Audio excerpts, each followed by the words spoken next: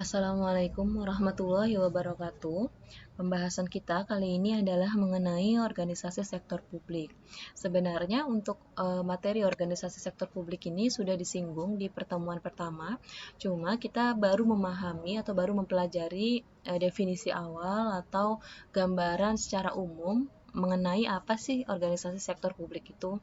Nah, di minggu ini kita nanti akan mempelajari organisasi sektor publik lebih mendalam lagi ya. Jadi ada tambahan-tambahan materi yang memberikan tambahan wawasan gitu untuk kalian.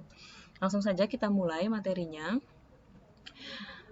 Nah, definisi atau pengertian mengenai OSP itu biasanya berbeda-beda nih, tergantung dari cara pandang disiplin ilmu yang digunakan. Jadi setiap disiplin ilmu itu memiliki cara pandang berbeda terkait dengan sektor publik. Nah, karena kita berada di ilmu ekonomi, berarti kita melihatnya sektor publik itu dari sudut pandang ilmu ekonomi, di mana dari sudut pandang ilmu ekonomi, sektor publik dapat dipahami sebagai suatu entitas yang aktivitasnya itu berhubungan dengan usaha untuk menghasilkan barang dan pelayanan publik dalam rangka memenuhi kebutuhan dan hak publik. Jadi memang fokusnya itu adalah ke publik gitu. Nah, cuma masalahnya publik itu sendiri biasanya memiliki kebutuhan yang beragam karena kan dia setiap individu itu memiliki kebutuhan sendiri-sendiri ya, memiliki perbedaan gitu kebutuhannya. Kemudian selain itu kita sudah bahas juga bahwa persamaan antara sektor publik dan sektor swasta salah satunya adalah adanya kebutuhan para penggunanya yang tidak terbatas. Jadi sama ya, sesuai dengan di sektor swasta bahwa memang biasanya manusia itu tidak terbatas kebutuhannya, sedangkan sumber dayanya itu adalah terbatas sehingga nanti akan memunculkan kelangkaan. Sehingga makanya diperlukan adanya suatu prioritas nih. Prioritas mana sih yang perlu dibuat gitu kebijakannya? Kebijakan apa sih yang perlu diutamakan dan yang bisa dinomorduakan itu yang mana?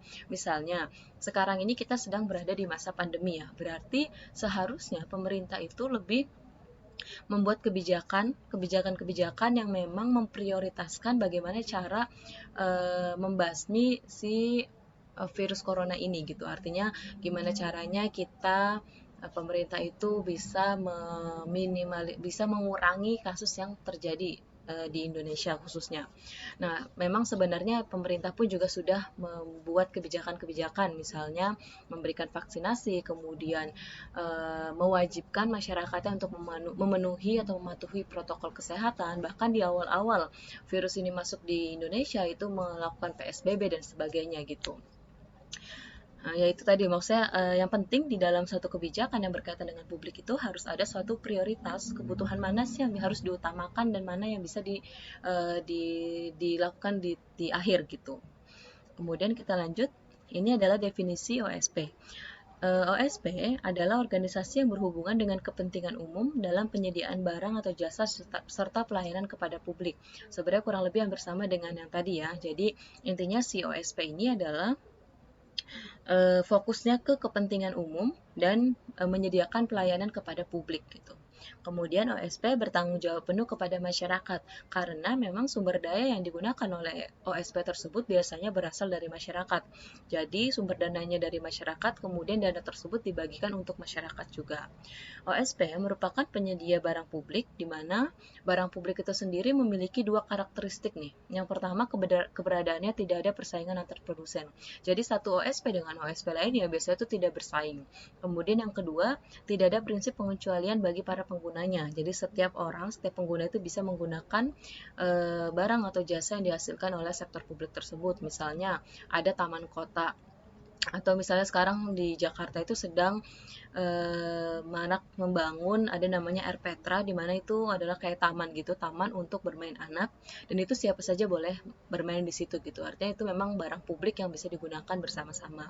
Kemudian OSP adalah sebuah entitas ekonomi yang menyediakan barang dan atau jasa publik untuk meningkatkan kesejahteraan masyarakat dan bukan untuk mencari keuntungan. Oke, selanjutnya adalah ciri-ciri OSP. Ini sebenarnya sudah hampir disinggung juga di definisi tadi. Yang pertama, ciri-cirinya adalah OSP dijalankan tidak untuk mencari keuntungan finansial, karena memang tujuan utamanya adalah untuk mencapai kesejahteraan masyarakat, untuk meningkatkan taraf hidup bangsa gitu, misalnya untuk kepentingan publik lah intinya.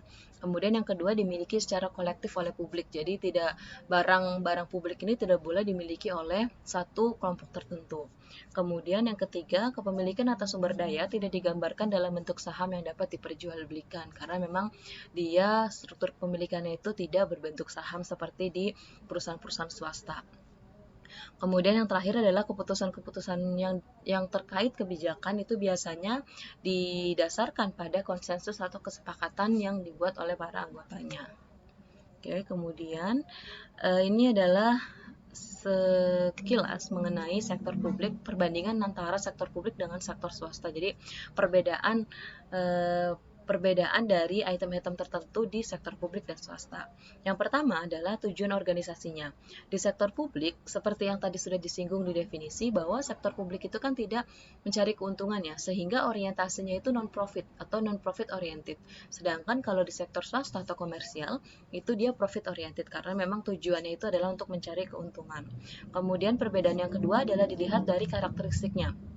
Di sektor publik biasanya dia kompleks, kemudian domainnya luas, dia multifungsional juga, kemudian ketidakpastiannya tinggi. Karena kan memang dia memberikan pelayanan kepada masyarakat kan. Jadi banyak yang menilai bagaimana kinerja dari organisasi sektor publik tersebut.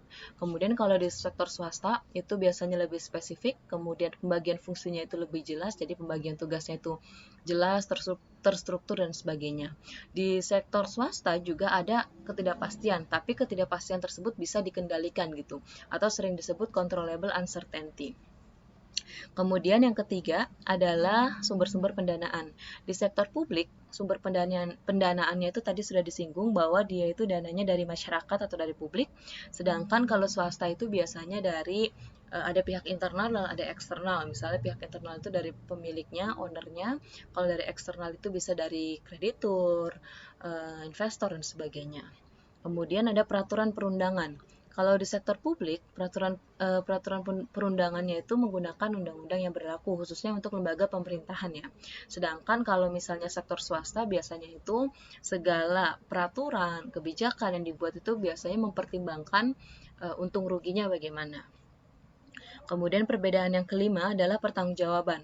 Kalau di sektor publik, yaitu yang tadi dia bertanggung jawab kepada publik atau masyarakat, sedangkan di sektor swasta biasanya bertanggung jawab kepada si pemberi dana, pemberi modal gitu, yaitu bisa memegang saham ataupun kreditor atau pemilik misalnya. Kemudian yang keenam, struktur organisasinya, biasanya sektor publik itu lebih birokratis, kaku dan hierarkis, terutama di pemerintahan. Biasanya memang ada birokrasinya gitu, lebih kaku.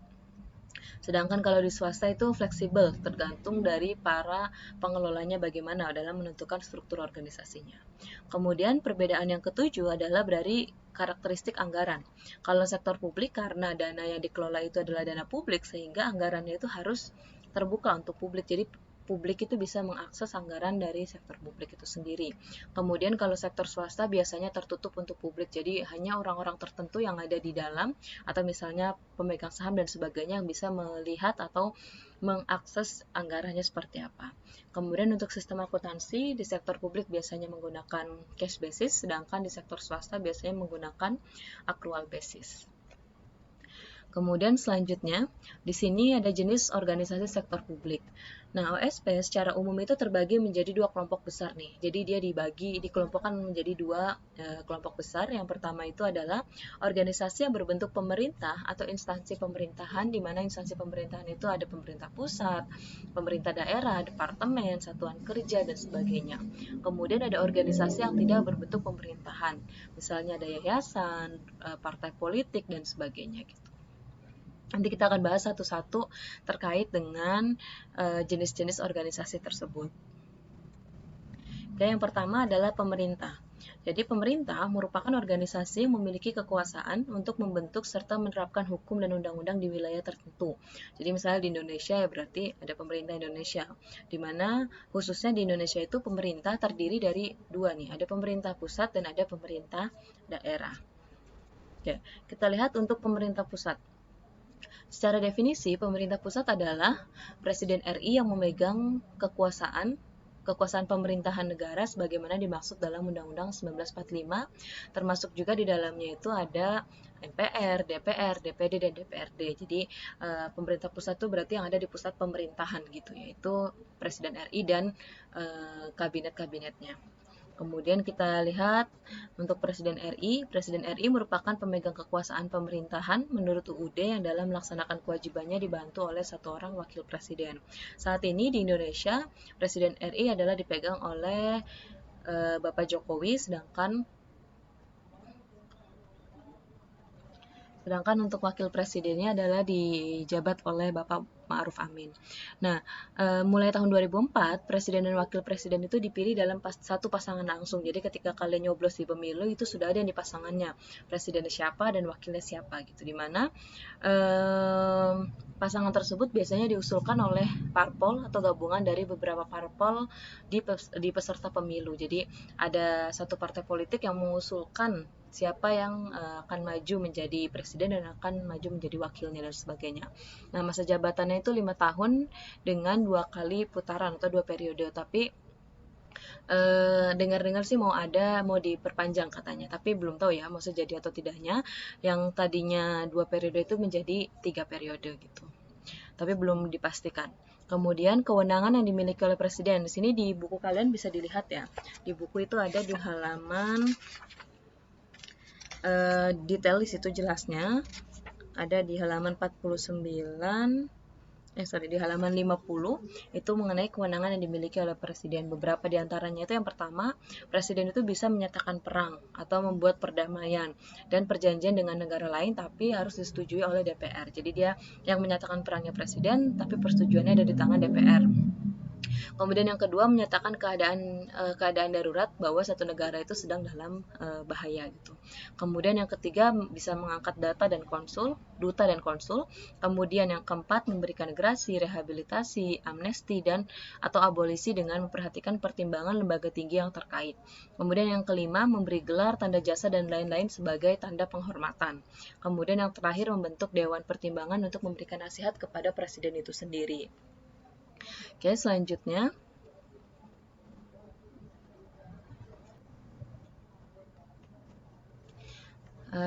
adalah mengenai Majelis Permusyawaratan Rakyat atau MPR, di mana MPR merupakan lembaga negara yang terdiri atas anggota DPR dan DPD yang dipilih melalui pemilu. Jadi anggota yang ada di MPR itu adalah terdiri dari anggota DPR dan DPRD. Di mana tugas dan wewenang MPR yang pertama mengubah dan menetapkan Undang-Undang Republik Indonesia tahun 1945 dan melantik presiden dan wakil presiden hasil pemilu. Jadi ketika selesai pemilu nih ya, ketika kita sudah mencoblos, kemudian ketemu suara terbanyaknya siapa, nah yang melantik presidennya itu adalah si MPR gitu. Kemudian memutuskan usul DPR untuk memberhentikan presiden dan wakil presiden dalam masa jabatannya. Jadi misalnya presiden atau wakil presiden itu korupsi atau kemudian apalagi ya, kemudian dia harus diberhentikan gitu karena satu dan lain hal harus diberhentikan, maka yang mengusulkan untuk pemberhentian presiden dan wakil presiden tersebut adalah DPR yang kemudian diputuskan oleh MPR. Kemudian melantik wakil presiden menjadi presiden ketika presidennya ternyata harus diberhentikan gitu, misalnya presidennya korupsi dan sebagainya, maka wakil presidennya nanti akan naik atau menjadi presiden gitu. Nah, itu dilantik juga oleh MPR. Kemudian yang kelima, melantik wakil presiden jika terjadi kekosongan jabatan wakil presiden. Jadi ternyata tidak ada wakil presidennya nih yang mengisi, maka bisa si MPR ini melantik wakil presiden kalau misalnya jabatannya kosong. Kemudian yang keenam, memilih presiden dan wakil presiden apabila keduanya mangkat atau misalnya diberhentikan atau misalnya tadi ketahuan korupsi dan sebagainya gitu. Itu bisa dipilih oleh MPR. MPR itu sendiri harus melakukan sidang setidaknya 5 sekali dalam 5 tahun. Jadi dalam 5 tahun itu dia harus sidang 1 kali, di mana segala keputusannya itu dengan ditetapkan dengan suara terbanyak. Jadi memilih suara terbanyak. Ini juga detailnya kalian bisa lihat di buku ya, ada di halaman 50 sampai 51. Kemudian kita lihat selanjutnya adalah DPR.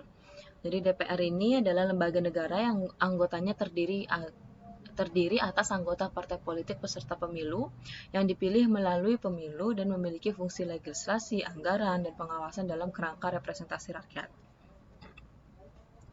Kemudian tugas dan wewenangnya adalah yang pertama misalnya adalah membentuk undang-undang yang dibahas bersama Presiden. Jadi ketika ada pembentukan undang-undang, biasanya itu yang membentuknya itu adalah si DPR, tapi biasanya dibahas atau berdiskusi gitu, diskusi dengan Presiden. Kemudian memutuskan persetujuan atas peraturan pemerintah pengganti UU atau Perpu yang diajukan Presiden. Jadi ketika Presiden mengajukan Perpu, itu yang memutuskan atau menyetujui adalah DPR. Kemudian yang ketiga, menerima RUU yang diajukan oleh DPD dan Presiden. Kemudian yang keempat, memperhatikan pertimbangan DPD atas RUU tentang APBN, pajak, pendidikan, dan agama. Ini tugas dan wewenang lainnya masih banyak, bisa dilihat di buku. Tapi kita tidak bahas satu persatu karena lumayan banyak itu tugasnya. Kemudian selanjutnya adalah BPK. Jadi BPK adalah badan negara yang bertugas memeriksa pengelolaan dan pertanggungjawaban keuangan negara untuk kemudian menyerahkan hasilnya kepada DPR atau DPRD dan DPD sesuai dengan kewenangannya untuk ditindaklanjuti. Jadi keuangan negara itu biasanya dikelola atau dikelola oleh BPK gitu. Si keuangan negara itu nantinya akan diperiksa atau diperiksa pengelolaan dan bagaimana pertanggungjawabannya selama dikelola tersebut gitu. Kemudian anggota BPK dipilih oleh DPR dengan memperhatikan usulan dari DPD dan diresmikan oleh Presiden melalui keputusan Presiden, di mana anggota BPK itu biasanya jumlah anggotanya itu adalah 9 orang. Kemudian kita lihat lagi nih di buku ada juga ya. Bisa dilihat di halaman 54, di mana dari yang 9 orang tadi ada seorang ketua merangkap anggota, seorang wakil ketua merangkap anggota, dan 7 orang anggota lainnya. Kemudian selanjutnya adalah Kementerian Negara. Kementerian Negara adalah perangkat pemerintah yang membidangi urusan tertentu dalam pemerintahan, di mana kementerian dipimpin oleh seorang menteri yang merupakan pembantu presiden dan bertanggung jawab langsung kepada presiden, di mana fungsi-fungsinya juga banyak nih di sini. Kalian bisa lihat sendiri, misalnya merumuskan, menetapkan, dan melaksanakan kebijakan di bidang masing-masing. Karena memang kementerian di Indonesia itu ada banyak ya, ada misalnya Kementerian Keuangan, Kementerian Hukum dan HAM, Kementerian Olahraga, Kementerian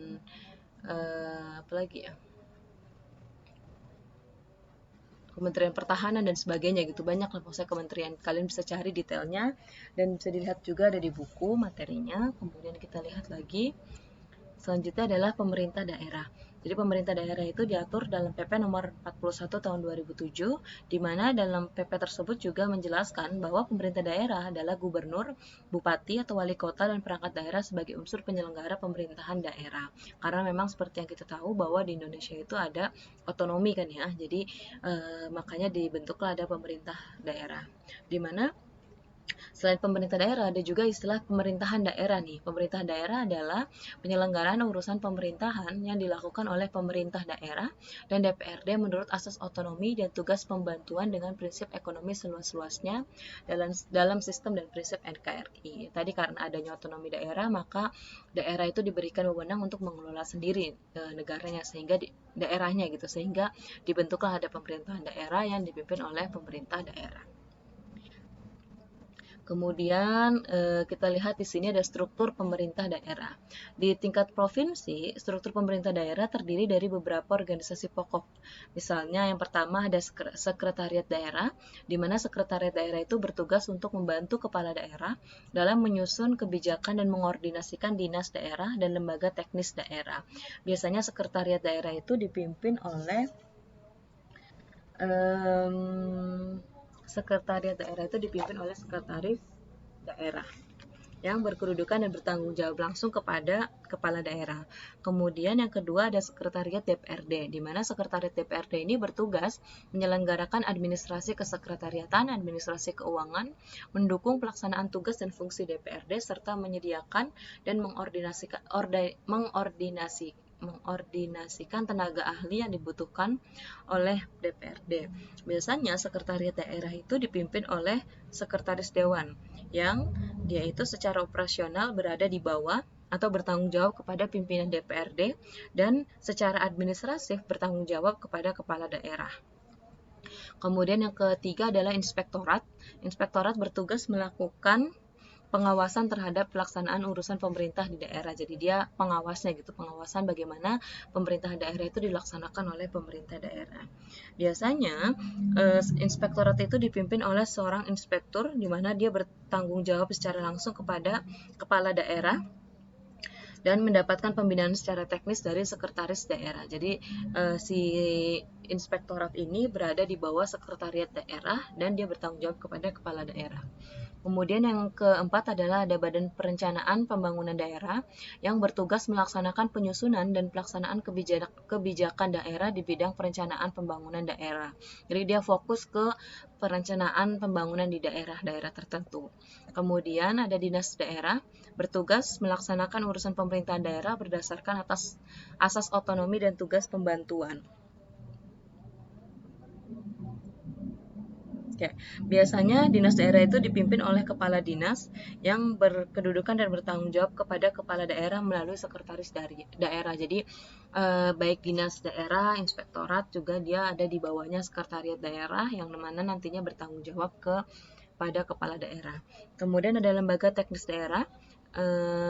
Dia merupakan unsur pendukung tugas kepala daerah yang bertugas melaksanakan penyusunan dan pelaksanaan kebijakan daerah yang bersifat spesifik, jadi untuk item-item tertentu, lebih ke sifat bersifat teknis gitu. Kemudian ada kecamatan dan kelurahan. Ini saya yakin pasti kalian tahu di mana dia itu memang ada gitu. Kita sering misalnya kalau untuk urusan pembuatan KTP kita kan bisa ke kelurahan, kecamatan dan sebagainya gitu. Kemudian kita langsung lanjut, ada perguruan tinggi. Secara definisi, perguruan tinggi merupakan satuan pendidikan yang menyelenggarakan pendidikan tinggi, penelitian, serta pengabdian kepada masyarakat.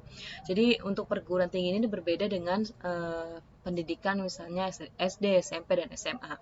Karena kalau di perguruan tinggi itu dia tidak hanya menyelenggarakan pendidikan saja nih, tapi juga ada embel-embel penelitian dan ada pengabdian kepada masyarakat. Jadi memang ini disebut dengan tridharma perguruan tinggi. Jadi di perguruan tinggi itu dosen-dosennya atau pengajarnya itu wajib melaksanakan memberikan pendidikan, melaksanakan penelitian dan melaksanakan pengabdian kepada masyarakat. Kemudian ada bentuk-bentuk perguruan tinggi nih. Jadi di sini ada beberapa. Yang pertama ada akademi. Akademi itu biasanya menyelenggarakan program pendidikan di satu cabang ilmu pengetahuan teknologi kesenian tertentu. Kemudian kalau politeknik itu menyelenggarakan program pendidikan profesional pada beberapa bidang pengetahuan khusus. Kemudian sekolah tinggi menyelenggarakan program pendidikan akademik atau profesional dalam lingkup satu disiplin ilmu, misalnya STIE, jadi di bidang ilmu ekonomi, atau ada STKIP, ilmu pendidikan gitu. Atau misalnya ada STIM, Sekolah Tinggi Ilmu Manajemen dan sebagainya, jadi satu lingkup tertentu. Kemudian ada institut, itu dia lebih ke kelompok disiplin ilmu. Dulunya misalnya IAIN gitu ya, institut apa ya panjangannya? Panjangan IAIN adalah Institut Agama Islam Negeri. Jadi dia memang biasanya di bidang ilmu keagamaan, disiplin ilmu keagamaan Islam. Kemudian ada universitas, dia itu banyak disiplin ilmu pengetahuannya. Jadi pada dasarnya dari sekian banyak bentuk perguruan ini, makin ke bawah, ini kan dari akademi sampai universitas ya, makin ke bawah itu makin luas bidang ilmunya.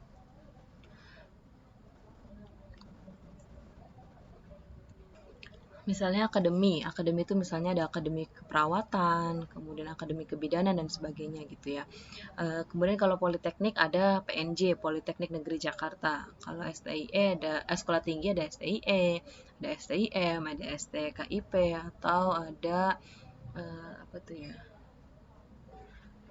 STAN, Sekolah Tinggi Akuntansi Negara, atau ada STIS, Sekolah Tinggi Ilmu Statistik dan sebagainya. Kemudian kalau institut tuh ada IAIN, dulu IAIN ada IAIN Cirebon, IAIN Jakarta. Dulu UIN itu Universitas Islam Negeri Jakarta itu tadinya namanya IAIN, tapi sekarang sudah berubah menjadi universitas. Karena memang di UIN itu tidak tidak sekarang tidak hanya ilmu keagamaan aja yang ada, tapi juga ilmu umum sudah ada di situ. Misalnya ada ilmu-ilmu sosial, ada ilmu hukum, ada ekonomi dan sebagainya. Nah, perguruan tinggi itu sendiri juga dibedakan menjadi dua nih. Dari segi kepemilikannya ada pemerintah atau sering disebut universitas negeri, kemudian ada masyarakat atau sering disebut universitas swasta. Oke. Kemudian selanjutnya adalah rumah sakit. Nah, di sini memang rumah sakit juga termasuk salah satu organisasi sektor publik, di mana rumah sakit berdasarkan fungsinya memberikan pelayanan kesehatan kepada masyarakat, sehingga sebagian besar dikelompokkan dalam organisasi sektor publik yang tidak berorientasi mencari keuntungan. Tapi memang tidak dapat dipungkiri banyak rumah sakit, terutama yang dimiliki oleh swasta itu ada juga atau banyak ya yang mencari keuntungan gitu. Nah, jenis-jenis rumah sakit itu sendiri yang pertama ada rumah sakit umum, di mana rumah sakit umum itu merupakan rumah sakit yang melayani hampir seluruh penyakit umum dan biasanya memiliki institusi perawatan darurat yang siaga 24 jam untuk memberikan pertolongan pertama. Jadi ini rumah sakit yang apa ya? Memang umum gitu. Jadi banyak di situ misalnya ada spesialis THT, ada spesialis mata, ada spesialis jantung dan sebagainya. Pokoknya adalah semua di situ di rumah sakit umum ini. Kalau misalnya yang kedua adalah rumah sakit terspesialisasi, di mana rumah sakit ini merupakan rumah sakit yang memiliki spesialisasi terhadap satu penyakit yang membutuhkan penanganan khusus. Misalnya ada rumah sakit jantung, ada rumah sakit mata, ada rumah sakit pusat kanker, kemudian ada rumah sakit apa sih namanya otak dan sebagainya gitu. Kemudian ada rumah sakit penelitian atau pendidikan. Dia itu merupakan rumah sakit umum yang terkait dengan kegiatan penelitian dan pendidikan di fakultas kedokteran pada suatu universitas atau lembaga pendidikan tinggi. Misalnya dia itu biasanya ya di dalam universitas itu universitas yang memang memiliki fakultas kedokteran itu biasanya ada rumah sakitnya sendiri. Misalnya di UI itu ada rumah sakit UI, kemudian di UIN juga ada rumah sakit UIN Syarif Hidayatullah, kemudian di universitas-universitas lain biasanya yang memiliki fakultas kedokteran itu dia ada rumah sakit sendiri karena memang biasanya digunakan untuk apa tuh namanya ya. Jadi dokter calon-calon dokter muda biasanya berpraktek itu awalnya di rumah sakit tersebut dulu gitu.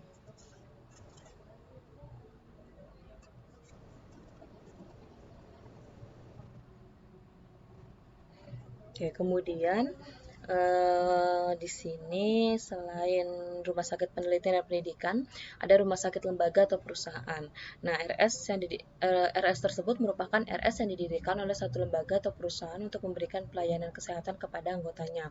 Misalnya ada rumah sakit Polri, kemudian tapi sebenarnya tidak hanya anggotanya saja yang bisa berobat ya, tapi bisa gitu. Rumah sakit yang dimiliki oleh perusahaan-perusahaan tertentu. Kemudian yang terakhir adalah klinik, di mana biasanya klinik ini adalah fasilitas medis yang lebih kecil dari rumah sakit dan hanya melayani keluhan tertentu. Ya, misalnya di sekitar kalian di daerah-daerah terpencil gitu ya, biasanya itu jarang tidak tidak ada rumah sakit besar gitu. Biasanya kalau rumah sakit besar itu adanya di pusat kota. Kalau di daerah-daerah pedalaman biasanya itu hanya ada klinik atau misalnya dokter jaga yang bertugas di sana. Kemudian berdasarkan kepemilikannya, rumah sakit itu terdiri dari rumah sakit pemerintah, di mana rumah sakit pemerintah itu juga terbagi menjadi dua nih. Ada yang rumah sakit pemerintah tidak dipisahkan, misalnya ada RSUD, ada RSUD Pasar Rebo, RSUD Budiasi, dan RSUD lainnya. Artinya tidak dipisahkan dari kepemilikan pemerintahnya gitu. Sedangkan yang kedua adalah dipisahkan, misalnya ada rumah sakit Pertamina, kemudian ada rumah sakit Pelni, dan sebagainya. Kemudian ada rumah sakit berbentuk BLU, misalnya ada RSCM, Rumah Sakit Hasan Sadikin Bandung, Rumah Sakit Padang, dan lain-lain. Kemudian ada RS swasta atau rumah sakit swasta itu dimiliki oleh swasta. Ini juga cukup banyak di Indonesia, rumah sakit yang dimiliki oleh swasta. Kemudian kita lihat selanjutnya adalah yayasan. Yayasan adalah suatu badan hukum yang mempunyai maksud dan tujuan bersifat sosial, keagamaan, dan kemanusiaan yang didirikan dengan memperhatikan persyaratan formal yang ditentukan oleh undang-undang, di mana biasanya anggotanya itu terdiri dari ada pembina yang memberikan bagaimana arahan-arahannya, kemudian ada pengurus, dan ada pengawas. Yayasan yang kekayaannya berasal dari negara, bantuan luar negeri, pihak lain, atau memiliki kekayaan dalam jumlah yang telah ditentukan, itu biasanya laporan keuangannya itu wajib diaudit. Jadi diaudit oleh akuntan publik, itu perlu diaudit. Kemudian yayasan dapat berakhir karena jangka waktu yang ditetapkan anggaran dasar itu sudah berakhir. Kemudian bisa juga dia berakhir karena tujuannya itu sudah tercapai. Kemudian bisa malah sebaliknya nih, karena tujuannya tidak tercapai, maka dia berakhir. Kemudian ada putusan pengadilan yang telah memperoleh kekuatan hukum, artinya misalnya yayasan tersebut melanggar undang-undang atau misalnya dia merugikan masyarakat dan sebagainya, itu bisa diakhiri atau dibubarkan. Kemudian yang terakhir adalah partai politik. Jadi parpol adalah organisasi yang bersifat nasional dan dibentuk oleh sekelompok WNI secara sukarela atas dasar kesamaan, kehendak, dan cita-cita untuk memperjuangkan dan membela kepentingan politik anggota masyarakat, bangsa, dan negara. Di mana fungsinya itu sebenarnya ada banyak ya, ini beberapanya. Yang pertama ada pendidikan politik bagi anggotanya dan masyarakat luas.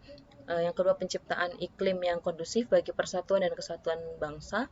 Yang ketiga, penyerap, penghimpun, dan penyalur aspirasi politik masyarakat. Dan yang keempat, ada wadah partisipasi politik bagi WNI. Dan yang terakhir adalah rekrutmen politik dalam proses pengisian jabatan politik. Memang ketika berbicara mengenai partai politik itu nggak ada habisnya ya, karena memang kalian bisa menilai sendiri lah bagaimana partai politik di Indonesia.